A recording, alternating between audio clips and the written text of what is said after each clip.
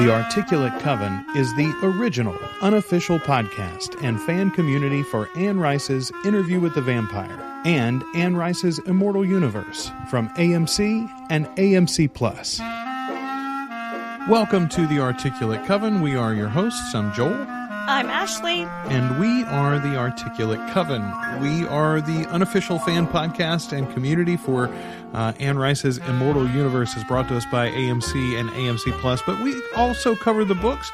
Right now, we're wrapping up our coverage of Anne Rice's Mayfair Witches. The first season is about to finish this week on AMC Plus, and it'll drop Sunday night on AMC. We are here tonight to discuss episode 7, Tessa, the name of this one. Listen, I'm going to start this episode off on a positive note. It is Mardi Gras as we record this tonight. It sure is. I record from Louisiana. Yeah, it's Mardi Gras here. The family and I got to enjoy a parade on Sunday in the Highland area in Shreveport, which is one of the best parades in the north parts of the state. I really enjoyed it. We had a great time. We always do. I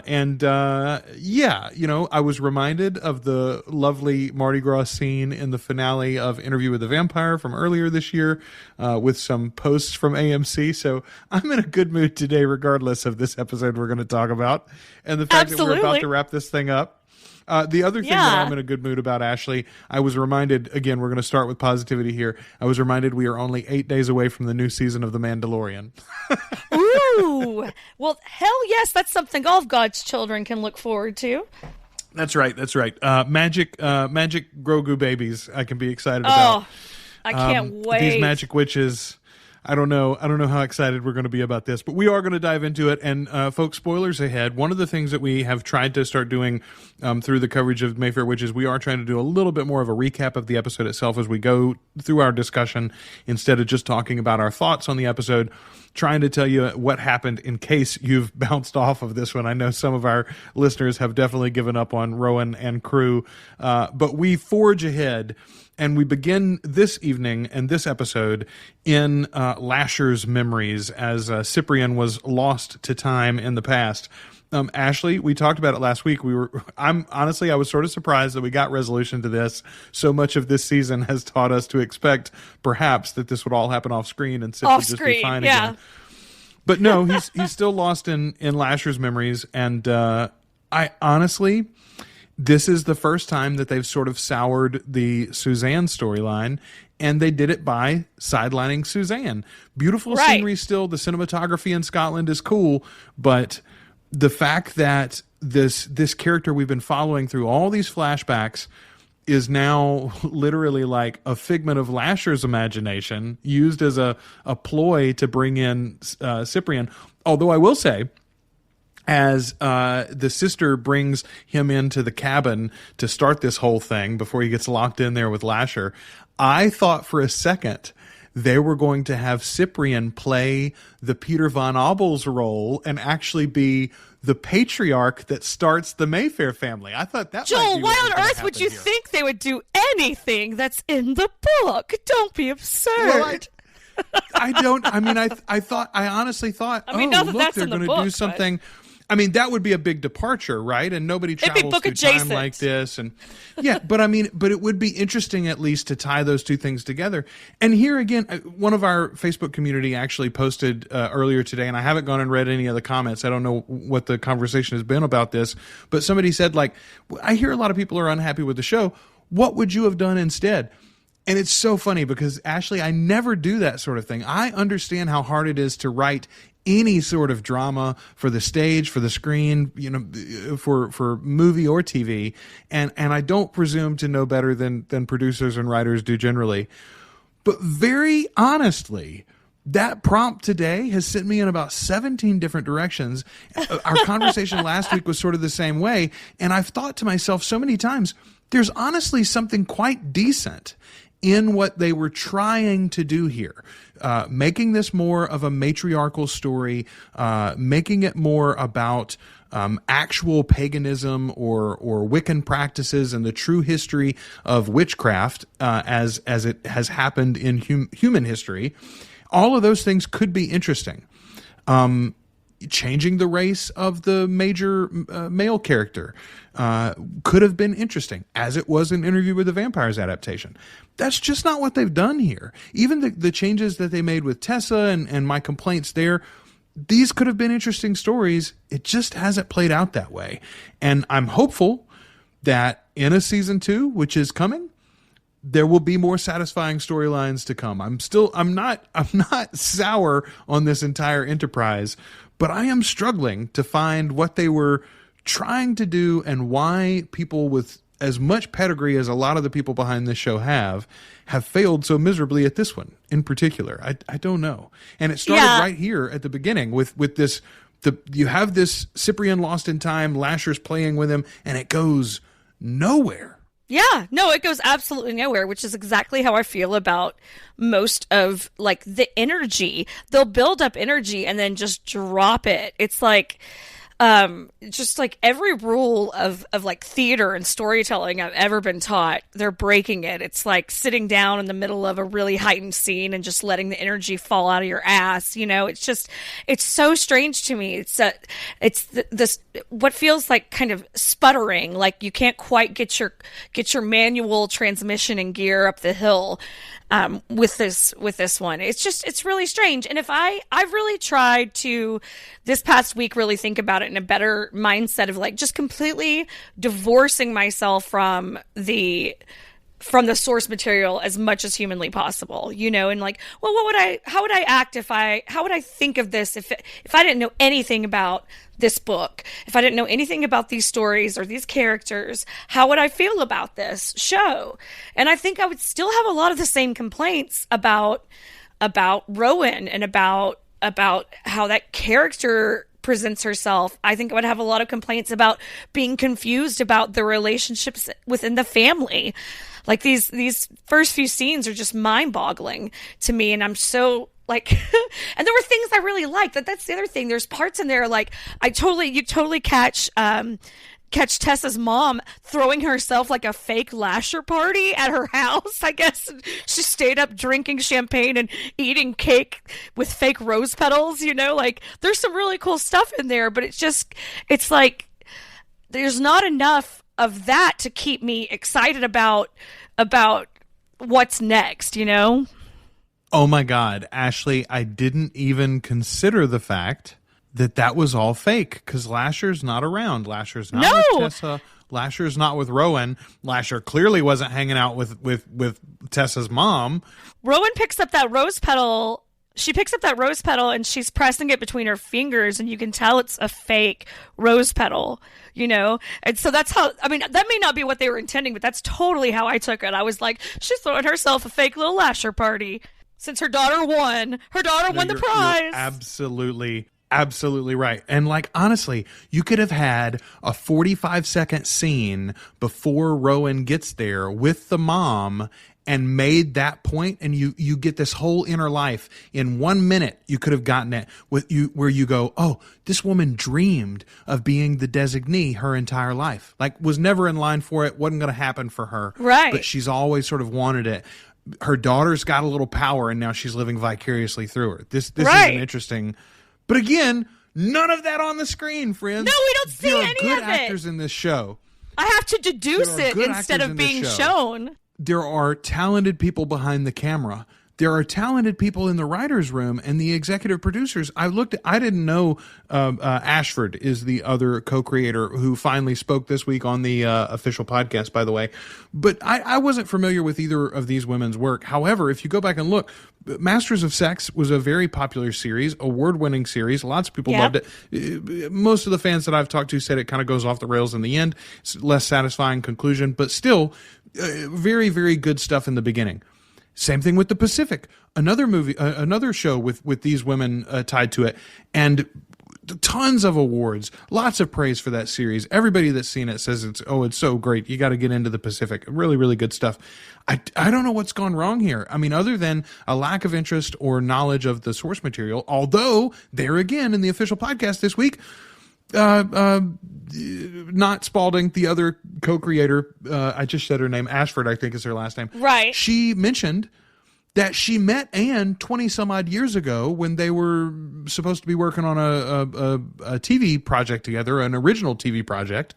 And that didn't go anywhere, but she's been a fan of Anne's work ever since and had read, I think, like at least one of the books beforehand, talked about how Anne was writing these novels at the time in that First Street house. I don't know, man. I don't know what we're on here, but from the top to the bottom, everything that could have happened is like in between the margins, and all of the things that they put on screen, or most of the things that they put on screen, seem like waste of time or misdirections, or what are you doing here? I want to start right there, though, in that scene with Tessa's mother and sister, which, by the way, I've seen a lot of speculation on our Facebook group and the Discord group, people talking about, which, by the way, there are links in the show notes. If you're a Facebook user, check out our Facebook community. If you're not a Facebook user, our Discord group is great. Lots of in-depth conversation about these shows and the books behind them. Lots of speculation that Tessa's younger sister, who is redhead, by the way, that is actually Mona, and we're going to get Tessa was sort of a misdirect, and especially with the results of this episode, that we're going to get Mona's story eventually down the line. Here's the deal. She's not named in the episode, but the recaps that I've read have her listed as Daphne. That character is Daphne, played by Olive Abercrombie. So again, totally created character. That ain't our Mona either. I thought we joked about it being a cousin Bobby situation. Yeah, I just said interesting like it's interesting. Like I really meant that. I mean, interesting. What an interesting choice to introduce yet another character that doesn't exist in this world, while you horribly mishandle the characters that do. Yay! Yes, like that. That is genuinely interesting. It's like I talked to somebody. I finished watching Black Adam last night, the Dwayne Johnson movie, and I was talking to somebody about it today. And I'm like, it's fascinating to think about the massive amount of money that Warner Brothers let them waste, just basically to keep Dwayne Johnson friendly with them. Like that. It's such a pure ego project. Particularly, like there's a post-credit sequence that now is not connected to anything and never will be.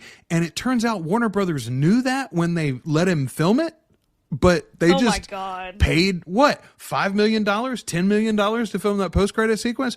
Just wrote a check and burned the money up? I don't know. Anyway, corporations are bizarre. This is another example of a big corporation that is desperate for, like, AMC is making budget cuts left and right, and yet here they've spent fairly good money on this project, and they're doubled down. They're going for a second season. I hope they figure it out and right the ship. I've got faith in the people at the very top. I've got faith in the source material, but please stop doing things like inventing characters. Just tell the story. Actually, just tell the story. All right. I mean, So Alicia, Tessa's mom and sister, neither one of them are freaked out that Tessa's not home. Tessa's a party girl, as we already know, so she's just hanging out with friends, I'm sure. Rowan insists that they've got to find her, and then gets sick because she's got morning sickness, so she has to go throw up in their bathroom. Yes, in the 10 minutes that she's known magically that she's pregnant, she now has morning sickness. Science. Well, okay. If they had followed any of the book, again, we could forgive this, right? Because in the book, Rowan's pregnancy is incredibly accelerated because the magical nature of that pregnancy. Here, though, we've gotten no indication of what Lasher's endgame is, or that Lasher is even connected to this. Lots of speculation from fans about, maybe it's Lasher's baby, not Cyprian's baby. But, like, the show hasn't given us any of that yet. No. That may be where they go. It may be that, and later some things happen in this episode that maybe makes me think this is where they're going, I guess. But the fact that Rowan is now pregnant and calls Lasher back into her at the end of this episode, you could make a leap of logic, I guess, again, based on the books and where all of that goes, of what's going to happen. But the show hasn't spent any time building this up. Meanwhile, they've got one episode left and this entire witch hunter plot line that has nothing to do with the thrust of our major characters, our primary characters, Lasher, Cyprian, Rowan. Like, what the hell, man? I don't know how they're going to land this plane, but they're going to do it in one more episode. It's clear now that this is the end of the first book. We're going to get future storylines, and theoretically, we're going to get some more backstory of the Mayfairs, hopefully, in future seasons. But the witching hour is about to be done. Which is hilarious because there's been such little action from the actual witching hour. That house is still a mess. We've not cleaned up anything. She's not even part of the family. They're not treating her like they want her to be part of the family. She's not acting like she wants anything to do with them either. And this whole idea of like claiming her place in this prophecy. It's just like, what the actual fuck is happening? And why is the Talamasca involved in it? Like, what? Why?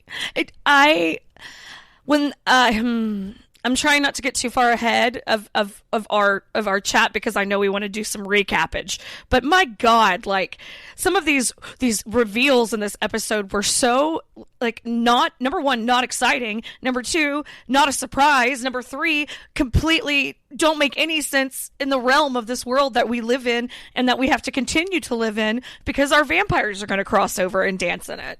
Ugh. Oh my goodness. Yes. Yeah. No, this is a very, very messy pool, that we've now stepped into. So the next scene, we move away from, Rowan, which by the way, yes, Rowan does have, we've skipped it, I suppose. Rowan does have the revelation that she's pregnant. She gets a vision into her own body, one assumes, and sees that she's conceived, and then immediately tries to get in touch with Cyprian. Of course, Cyprian's still lost in the past. So he's lost in a memory.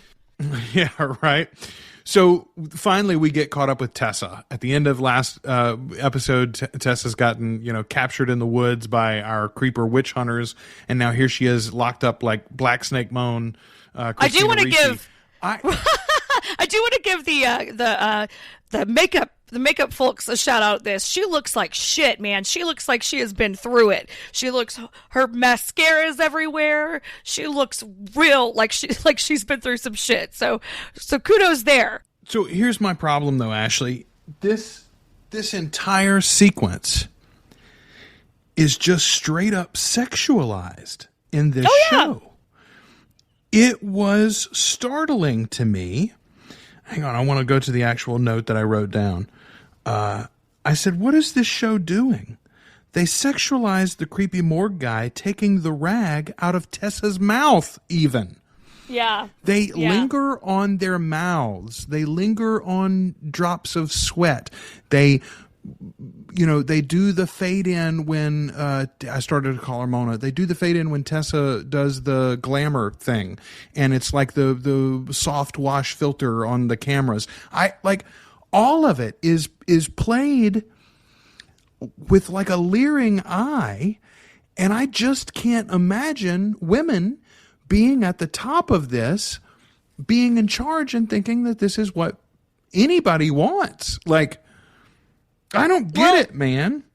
Yeah. I mean, I agree with you on that. I do think it's and then it gets problematic in that, like, we're gonna focus in on this guy and the imperfections on his face, and she's gonna lie to him about, or she's gonna, it's all very. I don't enjoy her magic. I've got to say, it's not. I don't enjoy that. I think it's all very, very strange and And it's icky. It all just feels real icky. And it's also like we're supposed to be disgusted by this guy and like creeped out by this guy, or like it just, the whole thing, but the whole fucking, that's one of the part of the problems, Joel, is that the whole fucking thing is unnecessary. This whole plot line is unnecessary. We're going to spend 30 fucking minutes in this warehouse for no good reason. It's like a fucking everybody getting together to talk about why they hate fucking, I don't know. It took me back to that scene, and I can't remember if it was in fucking Spider-Man. Oh, it's them hating Iron Man. Everybody hating Iron Man in that Spider-Man movie. And everyone's like together, working together with the Vulture because they all fucking hate Iron Man. And that's how this felt to me. It was like, that's how this whole fucking scene plays out to me. It's like, oh, here's our grievances. This is how the Mayfairs have done us wrong, and we hate the Mayfairs. And also, like, we're looking for proof of witches. Like, why is that a fucking thing? Like, you need proof of of witches? It's 2023. Like, what the fuck are you even doing with your video cameras? I don't understand what their end game is. Like this entire thing, well, and it's because none of it makes any sense. The showrunners wanted to tell this story about like incels and men rights activists and that stuff, like we talked about last week. But the only way they could figure out to bolt that on to this was making it witch hunters. None of it makes any sense. Ashford said in the official podcast this week that she really got interested in this idea, she and Spalding, when they looked at the way that certain groups reacted to Hillary Clinton's presidency, and when they reacted to Kamala Harris's candidacy as vice president, and I thought, how can you be so obtuse to first of all tie those people? You say, oh, lots of people called those women bitches. Some even called them witches, which is absolutely true. I've heard Hillary Clinton called a witch. I've heard Kamala Harris called a witch. Oh, absolutely. But how can you think, okay, great, let's take that and run with that as a storytelling feature. And the way that we're going to showcase that and the falseness of that is we're going to have a group that hurl these sorts of insults and allegations at a group of women. And these group of women are a family of powerful psychics who each have a magical power and a familiar spirit which has enriched them over generations and generations. Oh, we're going to make the witch hunters right? Yeah, it's none of it makes and any also sense. We're going to make the Mayfairs the 1% too. I mean, they are in the books, right? They're a family that's a corporation on their own. They're like the Waltons. We've talked about that before. But here, the scene that they show us is two of the witch hunters were radicalized. How? Because they were impacted by the paranormal? No. Because their daughter or son fell to the occult? Oh no. They were radicalized because they lost their job at Mayfair Auto Parts. Right. They got downsized. Oh no. Friend, fucking Iron Man. In what sequence of events did you lose your job at the auto parts company and then decide also the people who you used to work for 17 years were a family full of intergenerational witches? Yeah. What the fuck? Leap? How does any of that none of this makes any sense. None of it makes any sense. None of it makes any sense. No, it doesn't. None of it makes any damn sense. And I don't like, how's it going to get better in this next episode when they're going to rush through the last 800 pages of a book they haven't even talked about? And Ashley, they did it again too. They did it again. We talked last week about how there's a room full of witches and they're all crying about what they're going to do about the lost Tessa. Here, her mother chides Rowan because she didn't do anything with Lasher. And I'm like, you're standing in a room full of powerful witches. Like, why don't any of you do anything about it? Right. They need to find Tessa. So what does this family full of psychics and witches do? They bring in outside help, Ashley. Bring in a man. Let's bring a man in to solve our fucking problem, ladies. Let's bring in the man because we can't get by without one. I mean, the man had style, at least, but like, again, how is any of this women empowerment? How is any of this women first or women central? Like, Rowan is not centered in any of this. Alicia is not centered in any of this. Dolly Jean, you've got this great black matriarch, played by an excellent actor, by the way. Yeah. Why not bring her into the center of things and have her be the one that can bring the whole family together and solve the problem? You know? But no, we've got to cry about Lasher on the one hand and bring in outside help on the other.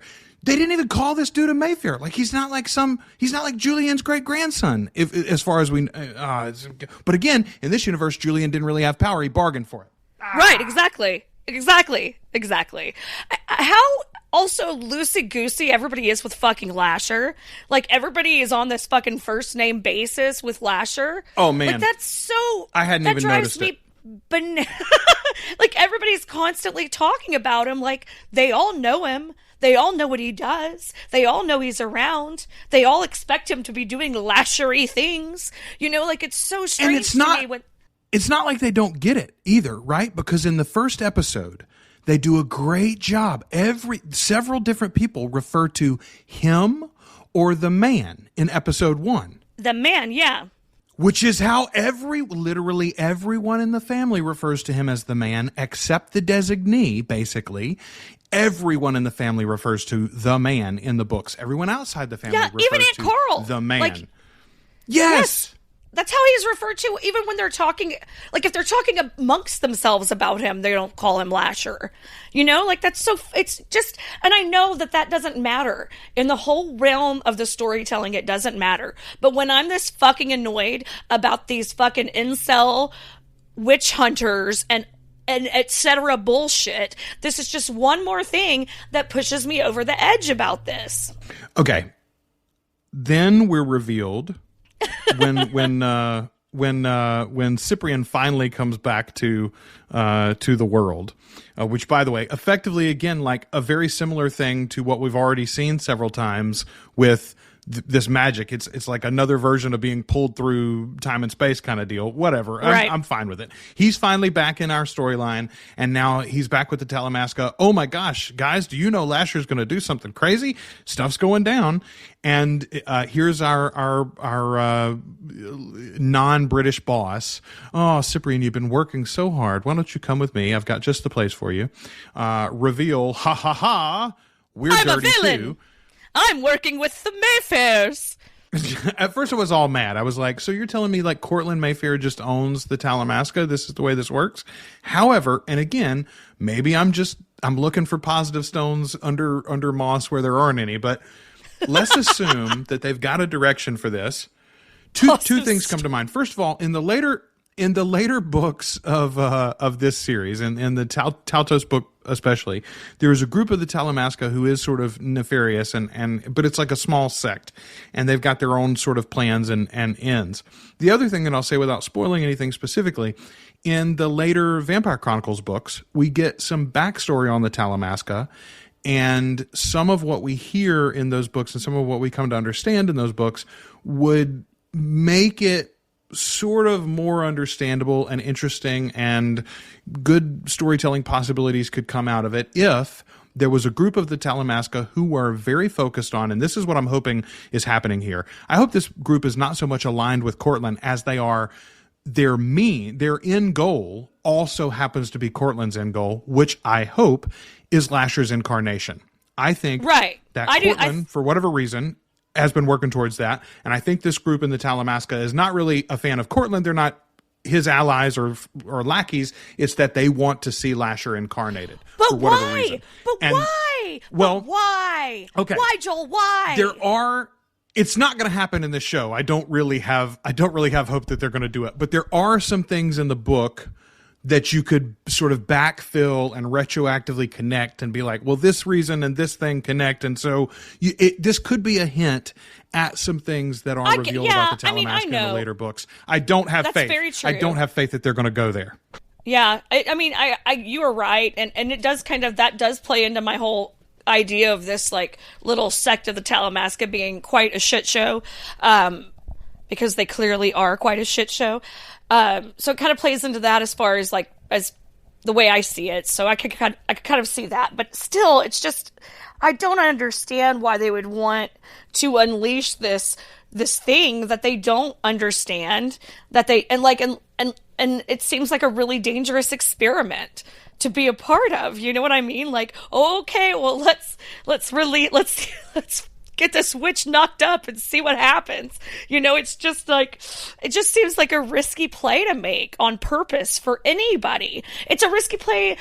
It's a risky thing that Rowan does at the end of the fucking witching hour, you know, like, but even that makes sense. Even that makes sense because you have some understanding of her character and what she thinks she's capable of, which our Rowan in this show would never be able to in a million years think she could do. So the next hour of our lives that we spend watching this is going to be a real fucking mindfuck, I think. Oh, it is absolutely going to be that. Listen, this show has not been good, but it has been surprising. And I think it's going to continue to be that. Yeah. It's been something, all right? It's been something. So Cyprian is obviously incredibly mad about this betrayal by the Talamasca, by his superiors, you know, but he's sort of stuck there and can do nothing about it. the line specifically from Albrecht, his boss here, is that if Rowan does what they think she's going to do, then she will fulfill an ancient prophecy and a new era will begin. What the fuck does that even mean? So yeah, I mean, is Jesus coming back? What's happening? Yeah, yeah. Well, but that's, again, I don't like. Are the Taltos even going to be the Taltos? Like, is Lasher's actual origin going to be anything? I don't think they're going to have. I don't think they could even remotely explain that story at this point. I can't. Even it's gonna how they would even begin season to 2 is scratch gonna have the to surface. get weird. Season 2 will have to be fucking weird. Yeah, it's gonna have to be so strange to get there. What I'm really pissed off about is that this has made me want to read Lasher like immediately. I started Armand. Oh, I have thought the same thing. I'm like, I gotta fucking read Lasher and see if reading this again makes any of this make more fucking sense to me. I honestly, I'm jealous to go spend time with Mona. The early chapters in Lasher are all about Mona, and honestly, there's a lot about her seduction of Michael, which is a little, I'm sure it's going to be icky now. I also started Armand today. As a matter of fact, I just started the audiobook of Armand, and those early chapters of Armand are very much him and David Talbot talking about how beautiful little boys are, and it is super uncomfortable. Yeah, it is. Yeah, it is. I'm like, Anne, baby, you had some issues, man. I don't know. She really liked pushing the boundaries there. Yeah. She did. She did so much. And I know, especially with the character of Armand, it is all about his own, mishandling, the mistreatment, the abuse that he suffered in his mortal life. And so I understand that those themes have to be brought into the book. But boy, she just parades it right out there on Front Street. And it reminds me, because I was thinking about reading Lasher, I know those early chapters of Lasher are going to be coming when I read them now as a 40-year-old instead of a 13-year-old. Right? And that's the thing. It's a totally different thing when a teenager is talking about romantic or sexual attraction to an adult when you're a teenager, but when you're the 40-year-old, it is a very different thing. I mean, I'm Michael's age. Yeah, I'm Michael's age now, and it's not cool. It's not cool. Yeah, no, it's not cool. It's not cool at all. Oh no, it's really not. Anyway, all right, let's finish this. Back on track. The last scene of this thing. So again, you've got Tessa. So first of all, they had her in the cage, and she's sexualized. They're taking the mask off and everything, talking to Creepo. Then they hang her up by her hands in the center of the warehouse, and she has the scene with the female witch hunter about how the Mayfairs are the evil 1%ers, and really this is all about commerce. Then we're going to light her on fire there in the middle of the thing. And I'm like, let's just run out all the tropes, right? I honestly expected someone to cut her top off so that she'd be sitting there in a sports bra or something for the rest of this. But they never did. They never went there on it, at least. But they're getting this fire started. I really need some Monty Python-esque comedy relief at this point. Well, she's a witch! To me, you got it. Well, you got it when Rowan marches in to save the day. So, okay, Tessa's about to burn, and suddenly one of our witch hunters, as he's making his way to the fire with a tiki torch, right? With a fucking tiki torch. He grabs his head, and his nose starts bleeding, and he falls to the ground. And then another one does. And then suddenly, around a corner of boxes comes Rowan. Not marching steadily, not having picked up a weapon of any kind, just walking towards them like she's walking through the mall, except unsteadily. She's psychic. Yes, what is a little unsteadily? I mean, they turn her into a vigilante, but she's not a confident. Terrible one. She's not confident in what she's doing at all. She's not walking in. Fucking Drew Barrymore at the age of whatever in Firestarter was more of a badass than Rowan was in that scene. Yeah, listen, the new Firestarter is terrible, and the little girl, because the Razzies are a terrible organization, girl got nominated for a Razzie. But yeah, that little girl in the new Firestarter brings so much more heat than Rowan brings in this scene. It is absurd. But I mean, okay, all right, she doesn't want to use this power. She's unsteady. She's not a killer. then have her stay in the shadows and pick them off, since she can kill them from a distance and they don't know she's there yet. Yeah, but no, why are you getting your ass into it? Gun and into freaking gunfire range. She stumbles into it. She frees Tessa, and I'm like, okay, well, at least they're not going to do that. But no, of course, Keith, our creeper from earlier, has a gun suddenly and shoots Tessa trying to kill Rowan. And there she goes. She dies on the ground. Meanwhile, this sets Rowan off, and she screams the magic words as she calls Lasher down to her, and that's the end of our episode. But like Spalding said in the after episode insider thing, she says that Rowan calling Lasher was her choosing vengeance. Her choosing that. But listen, Lasher and the Mayfairs more broadly, none of this is about vengeance. Lasher's goal is rebirth.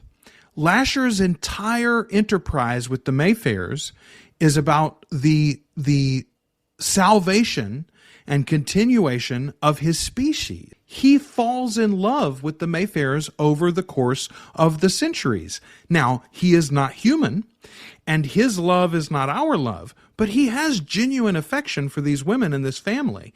The women, meanwhile, none of them are vengeful, honestly, other than maybe you could say Deborah when she kills her witch hunter. She calls Lasher down in vengeance there at the end. But again, that's like the one scene that the family springs from. It's not the whole thing. Rowan in the books is never, even when she kills, she's never really driven by like malice or vengeance. It's always towards this goal. She knows that she has a power for literal biological change. She doesn't know until the very end that she's been engineered for it, right? For centuries. But she understands that she can do something for the human race that nobody else can do. And she is jealous of that ability to heal. It's why I was mad about them taking Rowan Mayfair Medical away from her. It's why I'm mad about this, honestly. Her choosing Lasher in the end over vengeance and anger and like, I'm going to kill these bad guys, is just not what any of this is about. It bums me out, man. Yeah, I mean... Spalding made her witch hunters sympathetic losers, and she made her witches genuinely vengeful bitches. Why? Like, what is your point? I mean, and truly, it is... Even in Deborah's case, no, I mean, I was going to say it was, in self-defense, but she definitely did bring Lasher to bring the thunder down. So, I don't know, Joel. I wish I could make more sense out of a lot of these choices. And it also seems like now, surely this is the end of this witch hunter like plot line. Unless this is going to be a through line that carries us through to next season and all of that, which I really hope it doesn't, because they've got to find a better conflict. And strangely enough, there are better conflicts written within the book that involve the actual characters. Well, again, like even with this mess that you have, you could go right now from what they've written themselves. And you could find all sorts of more interesting and compelling narrative conflict than to rehash this witch hunter story in any way. I genuinely hope. I hope every single one of them is dead. I hope the organization has fallen apart, and Cortland pays whoever he needs to pay to run the rest of them out of town. Everyone goes to prison for everyone goes to prison for their participation in the January 6th incident. Yes, exactly. And they're out of our way. In our Discord group, Rachel Nance said earlier this week, this entire show has been so on the nose. There's just zero subtlety. I think that sums up my main gripe. It lacks all of Anne Rice's poetry and nuance. It's loud when it should be quiet. Scenes are cut short for no fucking reason. Like the editors just gave up. I mean, we talked about that last week. You could have done the simple thing of switching the reveals of the dagger being missing Right. And Cyprian being lost in the memory. You could have switched those two things and made that more compelling. Again, it's from top to bottom. This thing seems haphazard and I don't know, just it's a mess. And listening to the coverage of the official podcast this week, where the other co-creator was heard from finally, I genuinely feel like the entire production is a mess. This is not like one person's fault. This is not a couple of bad decisions. The whole thing. That's an interesting She genuinely thought. Doesn't seem to get it. Yeah, I mean, genuinely doesn't seem to get it. When a show does seem to feel as messy as this does, it usually is a disconnect with it amongst the creative team. And I think it's very clear that there is at least a huge disconnect. Because it seems like everyone's in different worlds.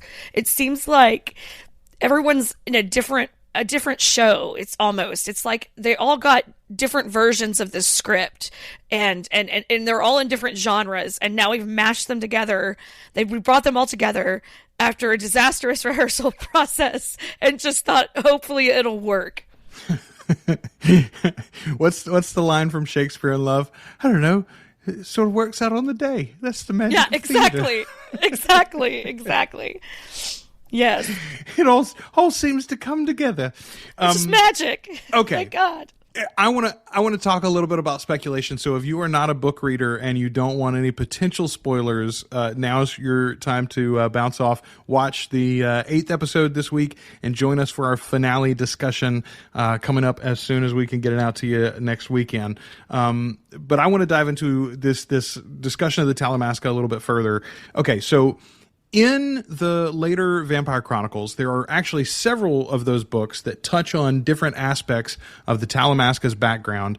And again, without spoiling you, because you haven't read a lot of those books either, right. What it comes down to is there are several different creatures in this connected universe, the Mayfair world and the Vampire Chronicles, that were mortal beings, became spirit beings for some long period of time, and then reincarnate eventually into mortal form in one way or another.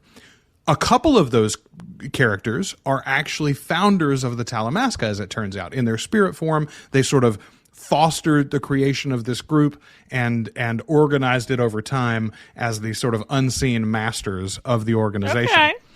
Okay.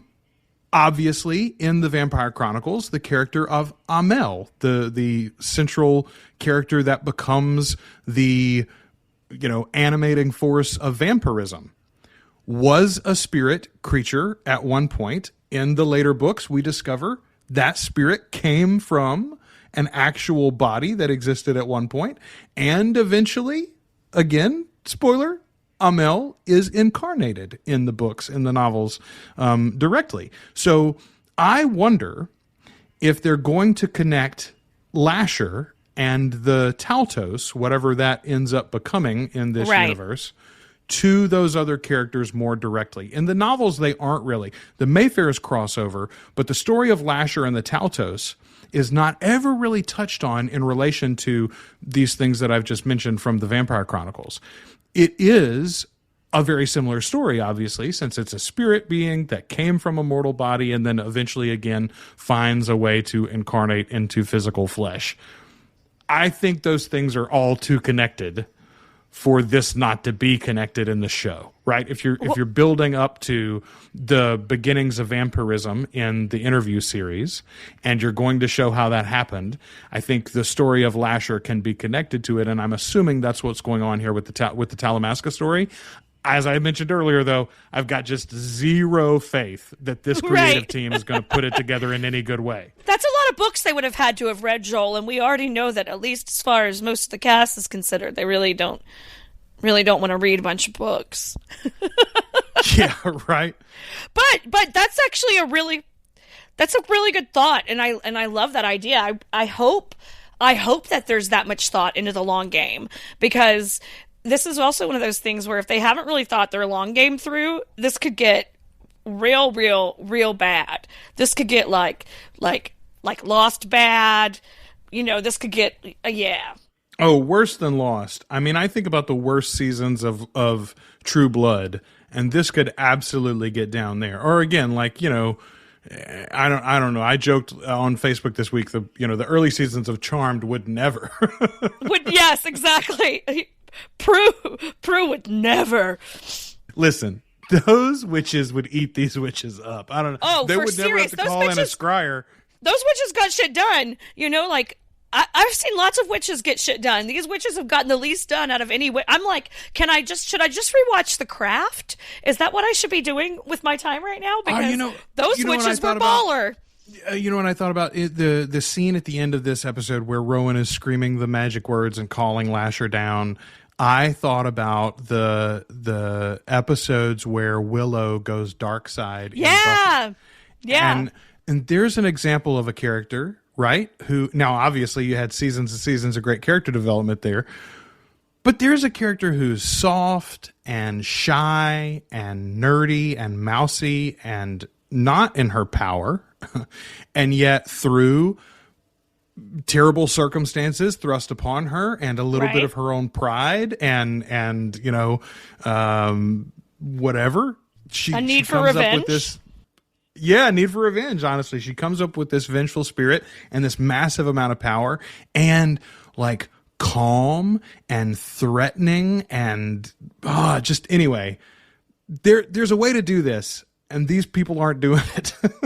We've seen better witches. Thank you very much. I'm starting to worry that they literally only hired Alexandria Daddario so that they could take that beautiful picture of her that's on the header of all of their media material where she's clutching the pearl against her face and her eyes are all wide and mysterious.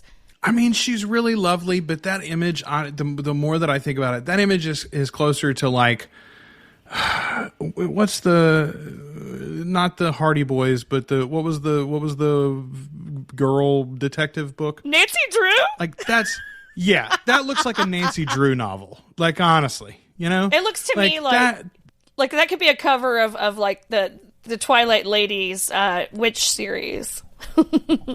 Yes. Like or honestly, go look at AMC. They got like 19 different witch series and shows right now, which honestly I think is the only reason why this happened.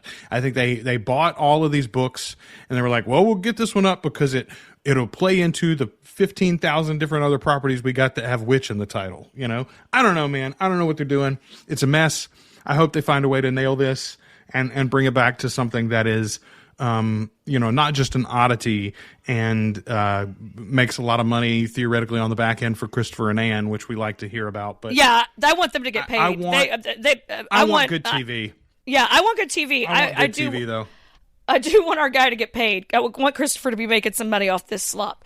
Also, right now, I haven't been this angry in this entire process until this moment where I'm looking at this picture of Jack Houston with short hair looking like an absolute fucking snack.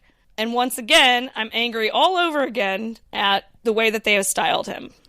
They could have asked literally any man who's ever grown out his hair, and they could have told you there's the time period when you look like you have shaggy hair, and then there's the time period when you have long hair, and there's the time period in between when you try to wear bandanas and baseball caps and don't go out in public very much. Mm-hmm. That's the exact length of and his Lasher hair. apparently, Lasher's lived in that period for centuries.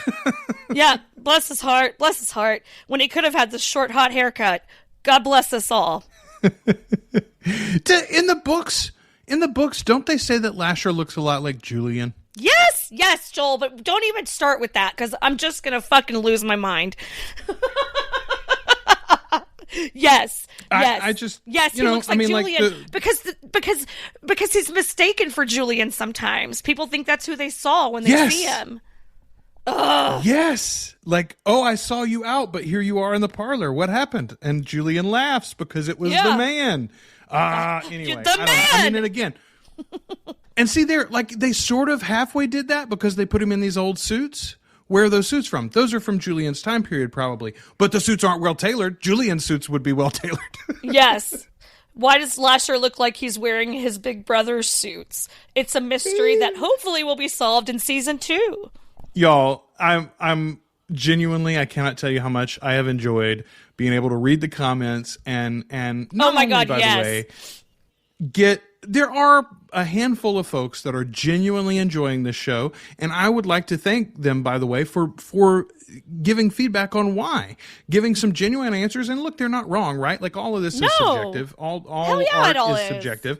And so nobody's yucking your yum. I do know, Ashley, you and I are both absolutely colored by our love of these novels. However, you've said it many times, and it's absolutely true. We don't know these novels well enough to be true book purists. That's not what we're asking for. We found lots of things that they changed in Interview with the Vampire we were fine for. We wanted a more coherently told story, and for us, this one isn't hitting. However, here's some good news for you. This is what I looked forward to today. Ashley, you and I have already talked about it. We both started reading The Vampire Armand. That'll be our next book. Yes. We're going to cover that as soon as we can get through it. Probably be about a month and a half after Mayfair wraps up. So, look forward to that in the spring sometime, early spring. And then after that, I want to do some more stuff between here and there. We've got season 2 production of Interview with the Vampire. That's going to start in the first week of April, I believe. We got that posted into the group the other day. They're going to start shooting, I think, April 4th, April 3rd, something like that. So news will begin to drop on those productions as that ramps up. We do have a lot of great TV outside of our particular fandom to look forward to over the next several months. Like I mentioned, The Mandalorian's coming back. I'm excited about that. Ahsoka later this year is going to be a good one for us. Yellow Jackets. Yes, exactly. There are tons of great series out there that are coming back. There's lots of great TV to be had. For our fandom specifically, we're going to talk about exactly what we're going to do. We may do some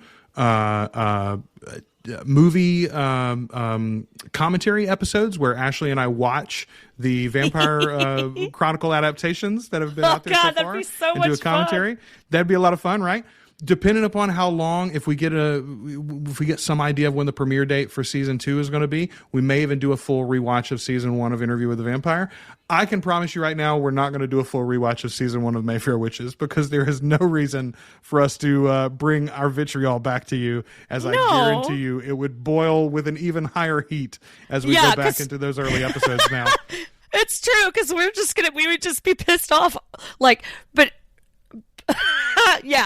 we'd be watching those first episodes with brand new angry eyes.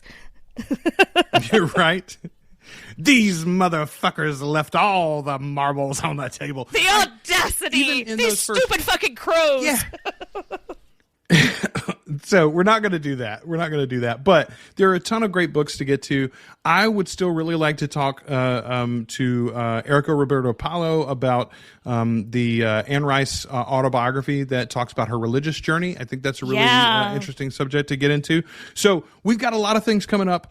Stay connected, stay in the community, continue to give us your feedback on what you think of this show and everything else that's going on, and continue to help bring us links, like, for instance, the production dates. I hadn't seen that article. Somebody found that, posted it in the Facebook group earlier today. So thanks for all of that. Ashley, before we wrap up, you got anything you want to tell folks about or mention before we say goodbye? Yeah. No, just hang out with us a little bit longer. We'll get through this season of this show, and I'm reading Armand first, but then I'm jumping on Lasher real quick. So if anybody wants to have a little angry book club with me, jump on the Facebook group and let's do it. Yeah, I think that's exactly the plan, by the way. And thank goodness Lasher is a much more digestible novel than The Witching Hour. It's not a 50-hour commitment. Yeah. So that'll be our thing. We'll go The Vampire Armand, we'll go Lasher, and then we'll go to Pandora as the next regular series book after that one. All right, folks, until next week when we talk to you about episode 8, the season 1 finale for the Mayfair Witches, we have been your hosts. I'm Joel. I'm Ashley. And we are the Articulate Coven.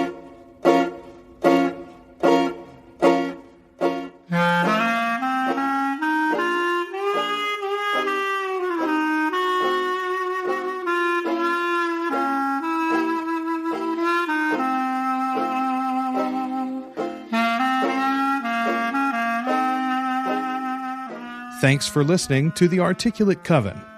You can join our community on Facebook by following the links in the show notes or searching for Articulate Coven on Facebook.